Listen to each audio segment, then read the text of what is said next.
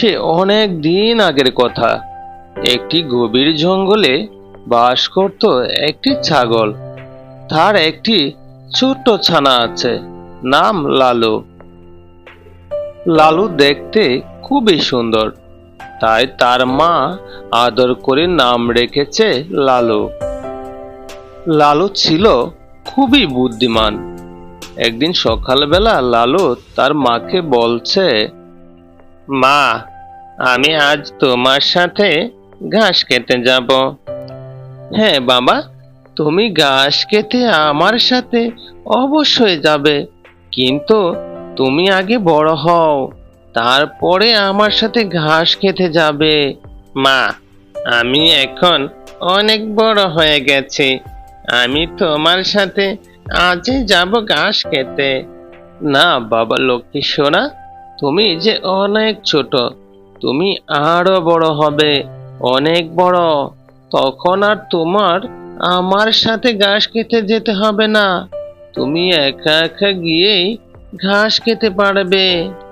আমি মাঠে গেলাম ঘাস খেতে, আসার সময় তোমার জন্য ঘাস নিয়ে আসব, তুমি কিন্তু ঘর থেকে বের হবে না।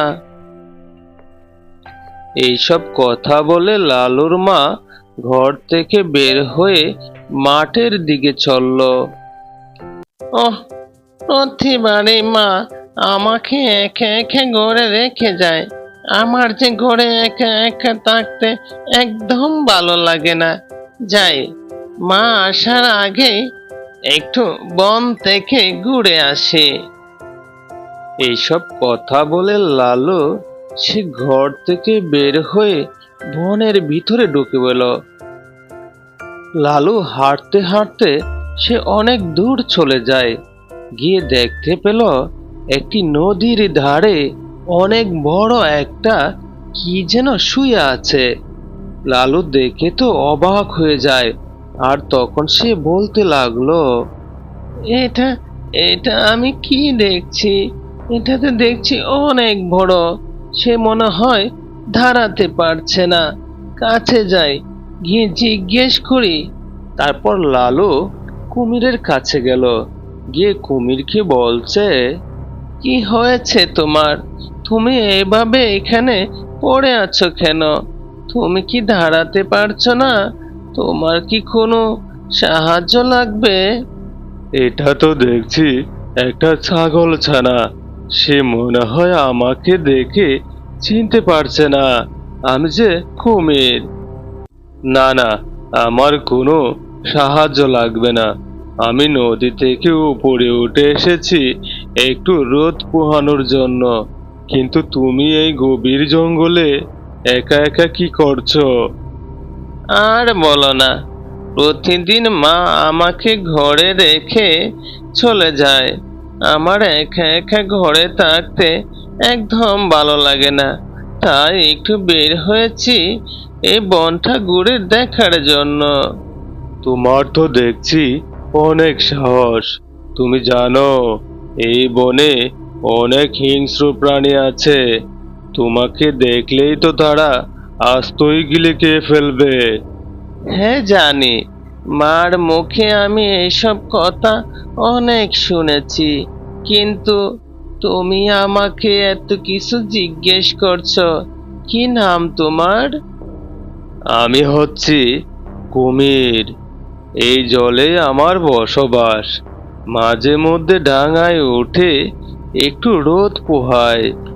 তুমি হচ্ছ কুমির, কিন্তু মাঝে বলল কুমির অনেক ভয়ঙ্কর হয়, তার সামনে যদি কেউ যায় তাকে নাকি ধরে আস্তই গিলে খায়। হ্যাঁ, তুমি ঠিক কথা শুনেছ, তোমার মা ভুল কিছু বলেনি। কুমিরের সামনে যদি কিছু পড়ে তাকে ধরে আস্তই গিলে খায়। তাই যদি হয়, তাহলে তুমি আমাকে কাঁদছো না কেন? আমার কেন জানি মাংস খেতে ভালো লাগে না।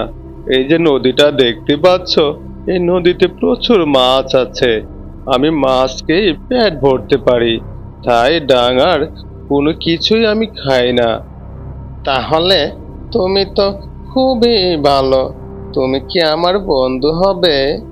হ্যাঁ, তুমি যদি চাও আজ থেকে তুমি আর আমি দুজনে বন্ধু। তোমার যদি কোনো বিপদ হয় তুমি আমাকে এখানে এসে কুমির বলে ডাকবে, তাহলে আমি ডাঙায় উঠে আসব। ঠিক আছে বন্ধু, তোমার কথা শুনে আমি খুবই খুশি হয়েছি। এখন যে আমার যেতে হবে, নয়তো মা এসে খুব রাগ করবে, সে যদি আমাকে ঘরে দেখতে না পায়। তারপর লালু এইখান থেকে চলে যায়। একই বনে থাকতো একটি মস্ত বড় সিংহ। সে হচ্ছে বনের রাজা, আর সে ছিল খুবই অলস। সে বনের সবাইকে দিয়ে শিকার করাতো, আর সেই শিকার তার বাসায় বসে খেত। বনে যে কোনো শিকারে পাওয়া যাচ্ছে না, নিজেই খেতে পারছি না, আবার সিংহ মহারাজকে শিকার করে দিতে হয়। খুব যে বিপদে আছে।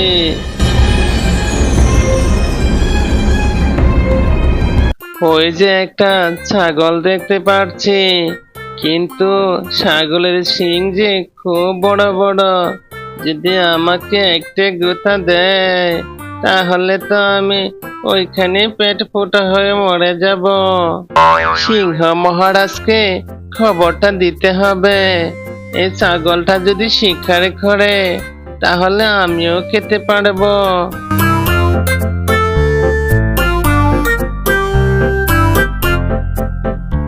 কিরে শিয়াল, তোর যে আজ খাবার নিয়ে আসার কথা, আর তুই এখন খালি হাতে এসেছিস। এদিকে যে আমার পেটে খুবই ক্ষুধা লেগেছে। মহারাজ, আপনি আমাকে ক্ষমা করবেন, আপনার জন্য একটা সুখবর আছে।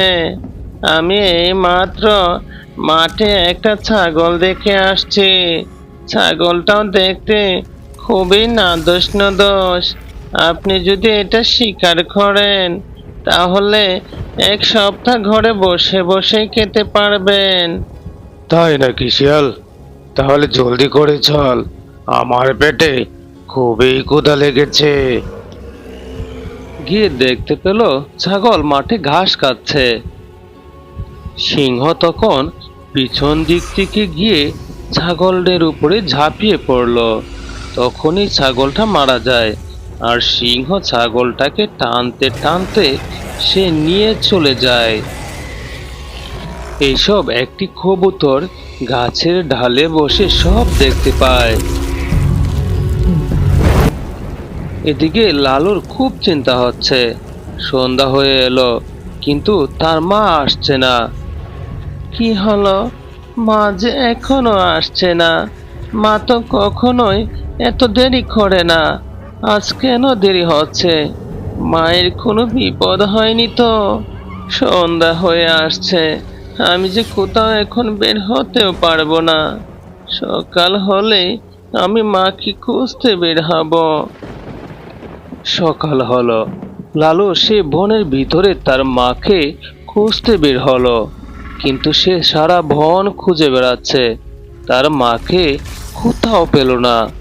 সে হাঁটতে হাঁটতে খুবই ক্লান্ত হয়ে যায়, আর তখন সে একটি গাছের নিচে বসে বিশ্রাম নিচ্ছে। আমি যে সারা বন খুঁজে বেড়েছি, কিন্তু আমার মাকে যে পেলাম না। তাহলে আমার মাকে এই বনের জীবজন্তুরা খেয়ে ফেলেছে। কবুতর এদিক দিয়ে যাচ্ছিল। লালুর কথা শুনে কবুতর লালুর কাছে গেল, গিয়ে লালুকে সব কথা বলল।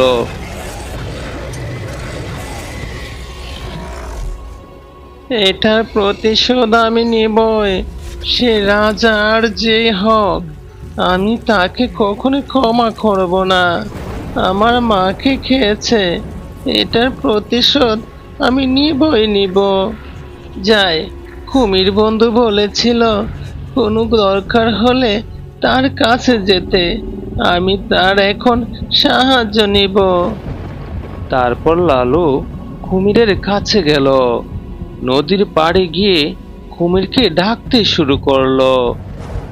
কুমির বন্ধু, কুমির বন্ধু, তুমি কি আমার কথা শুনতে পাচ্ছ? তোমাকে আমার খুবই প্রয়োজন, কুমির বন্ধু। লালুর ডাক শুনে কুমির পানির উপরে ভেসে উঠল, আর সে তখন ডাঙায় আসলো। এসে লালুকে বলছে, কি হয়েছে বন্ধু?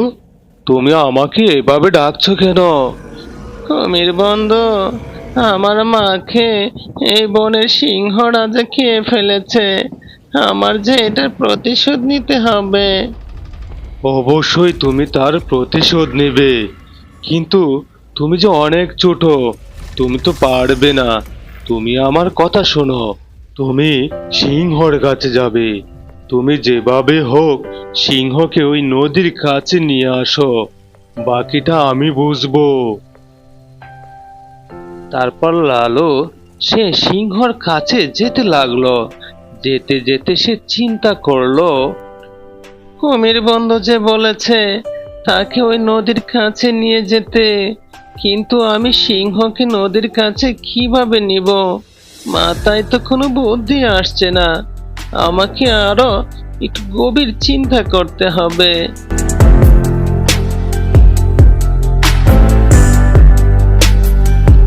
এই তো পেয়েছি, এই বুদ্ধিটাই আমার কাজে লাগাতে হবে।